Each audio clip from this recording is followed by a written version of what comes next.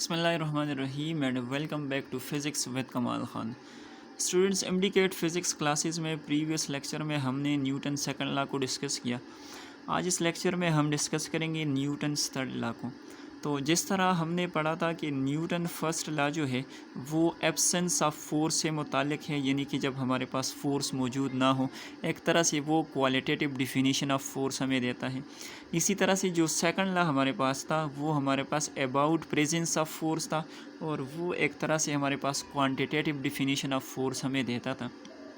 अभी यहाँ पर हम देखेंगे कि ये जो न्यूटन्स थर्ड लॉ है ये किस चीज़ से मुतालिक है। तो पहली चीज़ आप लोग यहाँ पर लेके, दिस इज़ अबाउट पेयर या पेयर्स ऑफ फोर्सेस, कि हमारे पास जो फोर्सेस होते हैं वो सिंगल नहीं होते बल्कि वो क्या होते हैं, पेयर्स की शक्ल में होते हैं। ठीक है। अच्छा, इसकी स्टेटमेंट क्या है, तो आप सबको मेरे ख्याल में ज़ुबानी याद होगा, that every action has an equal and opposite reaction. Every action has an equal but opposite reaction. अच्छा, थोड़ा सा मैं इसको एक्सप्लेन करता हूँ और लास्ट में कुछ टेक्निकल डिस्कशन, जो टेक्निकल कुछ पॉइंट्स होंगे, ज़रूरी से पॉइंट्स, वो हम डिस्कस करेंगे। फॉर एग्ज़ाम्पल, यहाँ पर हमारे पास कोई भी दो स्फेयर्स हैं, दो बाल है। फॉर एग्ज़ाम्पल लेट्स से एक हमारे पास ए है, दूसरा हमारे पास कौन सा है, बी है, और ये दोनों क्या कर रहे हैं, एक दूसरी की तरफ क्या करते हैं, मूव करते हैं। ठीक है। दो बाल है, एक हमारे पास ए है, दूसरा हमारे पास बी है, and they are moving towards each other. अभी थोड़ी देर के बाद क्या होगा, ये दोनों टकरा जाएंगे, इनके दरमियान में कोलिजन होगा। ठीक है। अच्छा, जब ये आपस में कोलाइड करेंगे तो ये ए जो है बी के ऊपर कुछ फोर्स एक्सर्ट करेगी, और उसके जवाब में बी जो है वो ए के ऊपर कुछ फोर्स एक्सर्ट करेगी। तो लेट्स से अगर मैं कहूँ कि ए जो है वो जो बी के ऊपर फोर्स लगाएगी उसको मैंने लिखा एफ ए बी से। ठीक है।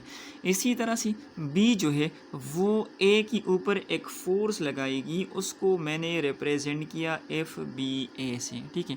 तो न्यूटन क्या कहता है, वो कहता है कि ये दोनों जो फोर्सेस हैं वो आपस में इक्वल होंगे, लेकिन इनके जो डायरेक्शंस है वो हमारे पास क्या होंगे, अपोजिट होंगे। तो अगर इसको मैं कहूँ एफ एक्शन, तो ये हमारे पास आ जाएगा एफ रिएक्शन, और माइनस का साइन हम इसलिए लगाते हैं क्योंकि डायरेक्शन हमारे पास क्या है, अपोजिट है। अच्छा, कुछ स्टूडेंट्स के माइंड में ये बात होती है कि क्या इस फोर्स को मैं एक्शन का नाम दे सकता हूँ और उसको मैं रिएक्शन का नाम दे सकता हूँ? बिल्कुल दे सकते हो। दोनों फोर्सेस हमारे पास मैग्नीट्यूड वाइज तो वैसे भी इक्वल हैं। ठीक है। तो आपकी मर्ज़ी, जिसको एक्शन कहे जिसको रिएक्शन कहे, कोई मसला नहीं है। ठीक है। तो एक्शन और रिएक्शन की जो फोर्सेस होती है वो हमारे पास हमेशा क्या होगी, इक्वल होंगी, लेकिन अपोजिट इन डायरेक्शन होगी। अच्छा, यहाँ से एक और बात जो हमें क्लियर हो गई वो ये है कि एक्शन का फोर्स अगर इसके ऊपर एक्ट करेगी तो रिएक्शन का फोर्स इसके ऊपर एक्ट करेगी। क्या मतलब हुआ, अगर ये एक्शन अप्लाई करता है इसके ऊपर अप्लाई करेगा, और अगर ये रिएक्शन अप्लाई करता है तो ये इसके ऊपर अप्लाई करेगा। तो मेरे कहने का मतलब ये है कि एक्शन और रिएक्शन की जो फोर्सेस हैं वो हमारे पास सेम बॉडी पर नहीं लगती। एक्शन एक बॉडी पर अमल करता है और रिएक्शन का फोर्स जो है वो दूसरे बॉडी के ऊपर अमल करता है। तो यहाँ पर लेके action and reaction can never act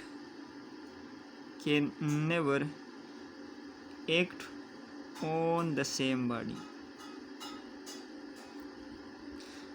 अगर फ़र्ज़ करें इस तरह होता है कि एक्शन एंड रिएक्शन एक ही बॉडी के ऊपर क्या करती है, अमल करती है, तो उसके नतीजे में क्या होगा, जो हमारे पास नेट फोर्स होगा वो ज़ीरो के बराबर हो जाएगा, और बॉडी जो है वो हमेशा के लिए इक्विलिब्रियम में आ जाएगी। तो यहाँ पर लेके if it is so then the total force या the net force will be zero and the body will be always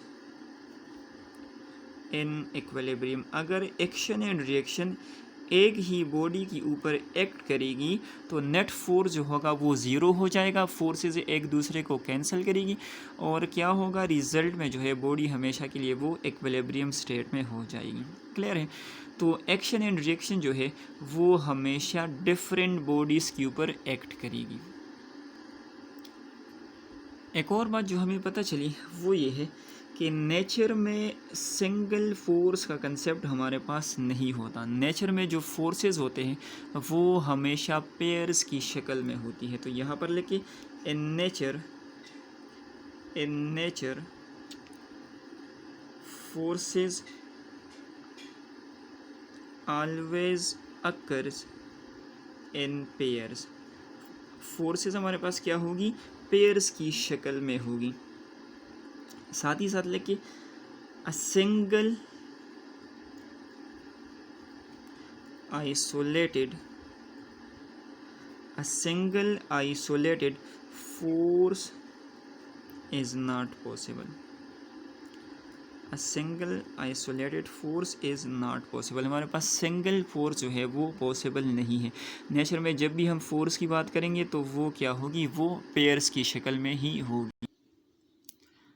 अच्छा, एक और चीज़, जब भी कोई बॉडी जो है वो फोर्स अप्लाई करेगी तो वो उसकी रिज़ल्ट में हमेशा एक इक्वल और अपोजिट फोर्स जो है वो एक्सपीरियंस करेगी। तो यहाँ पर लिखिए any object applying a force will experience an equal but opposite force। ठीक है, जितना फोर्स वो लगाएगा उतना ही उसको जवाबी फोर्स, रिएक्शन का फोर्स भी मिलेगा। जिसके बाद न्यूटन्स थर्ड लॉ की हमारे पास एग्जांपल्स क्या हो सकती है, तो आपने काफ़ी सारी जो है वो पढ़ी है। अगर आप लोग गन से फायर करते हो, ठीक है, तो बुलेट आगे की तरफ जाती है, गन जो है वो पीछे की तरफ रिकॉइल करती है। ये हमारे पास एक्शन एंड रिएक्शन की वजह से है, न्यूटन्स थर्ड लॉ। इसी तरह से अगर एक बलून को हमने एयर से फिल किया हुआ है और इसको हम रिलीज़ करते हैं तो बलून जो है वो ऊपर की तरफ जाती है, एयर जो है वो नीचे की तरफ आती है। It is due to action and reaction.